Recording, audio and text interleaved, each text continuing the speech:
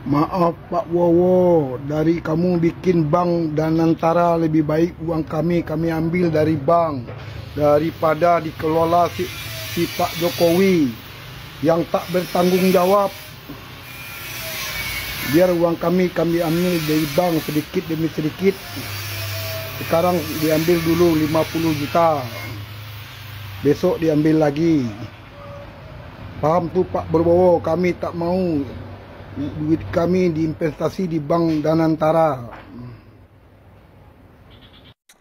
Yap guys, banyak rakyat Indonesia yang menarik uangnya dari bank karena takut jika uangnya ini disalahgunakan, dialihkan ke Danantara. Karena kita tahu sendiri bahwa yang mengelola bank-bank yang besar di Indonesia ini seperti Mandiri, BNI dan juga BRI, yang mengelola itu BUMN yang tidak tersentuh oleh KPK.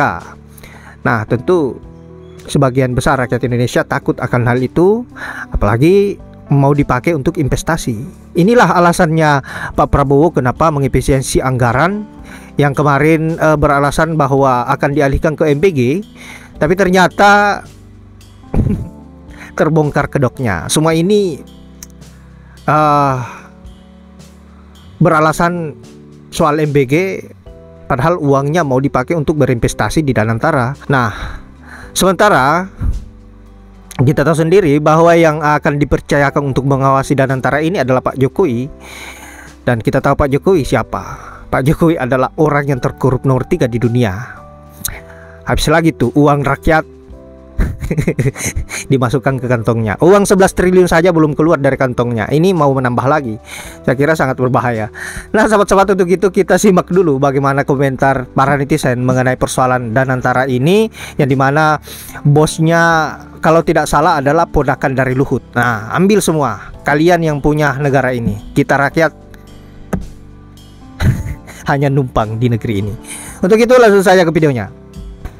Guys, ini ada update terbaru dari Danantara. Terbaru ada dari yang Danantara. spill dan ramai di X bahwa calon bos Danantara itu adalah Pandu Syahrir, ponakannya Luhut Binsar Panjaitan, yang nantinya akan mengelola aset Danantara itu sekitar 14.700 triliun. Dan kita kemarin kan baca yang akan didorong jadi pengawas adalah salah satunya Jokowi. Jadi menurut kalian bagaimana? Ini semacam apa ya? Kalau saya lihat kayak seolah drama-drama yang kemudian disajikan oleh negara dan difasilitasi oleh negara untuk kemudian diambil sebanyak-banyaknya.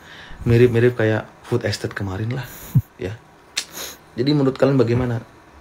Kalau dari saya pribadi, mungkin kalau dulu korupsinya diam-diam, kalau sekarang kayaknya terang-terangan ya. Kayak udah nggak takut lagi gitu sama masyarakat, sama rakyat.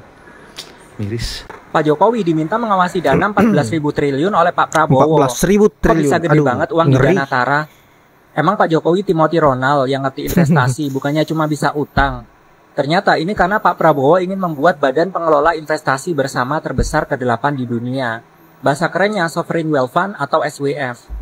Tapi anehnya, di saat negara lain mengisi dana investasi SWF dari menjual cadangan sumber daya alam yang mayoritas dari minyak, Indonesia malah setoran dananya dari efisiensi 608 triliun dan morotin keuntungan dividen dari 65 BUMN.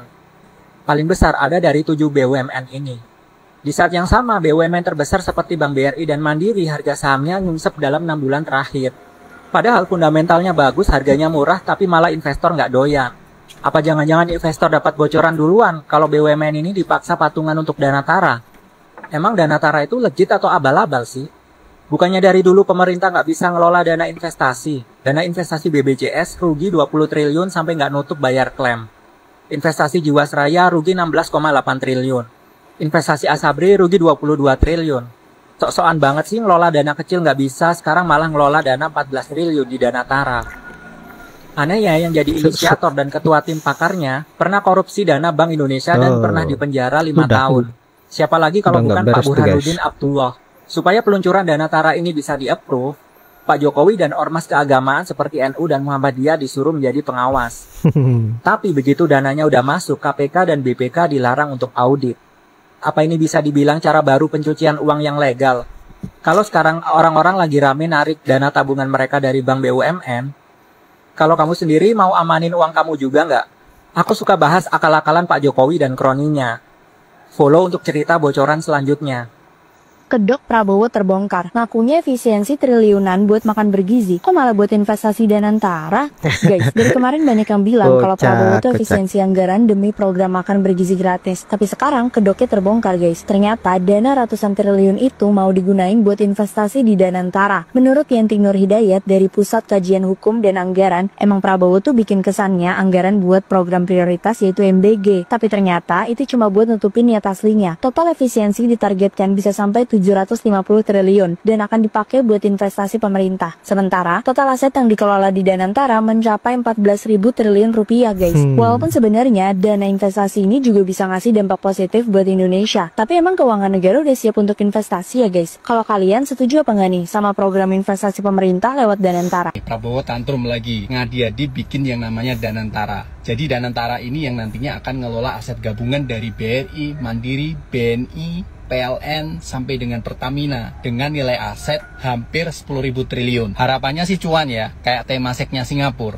Tapi Temasek pengelolanya pro banget. Negara dan pemerintahannya juga integritasnya bagus. Nah kalau di Konoha sini beresin mafia-mafia aja nggak berani. Koruptor triliun-triliunan masih hahahi. Ya dasmu aja. Kalau bikin Danantara tapi nggak disiapkan aspek-aspek yang bisa bikin berhasil Danantara itu sendiri. Apalagi ini UU BUMN barusan di amandemen. Yang intinya kalau KPK sama BPK mau audit itu harus ACC dulu sama DPR. Ya sama lah fake hero, kayak makan gratis, tipu-tipu efisiensi. Ya bisa jadi cuman buat ngakalin biar bisa ambil duit buat Pilpres 2029. Biar tetap bisa pasang baliho dan bagi-bagi bansos. Ada yang ingat slide ini?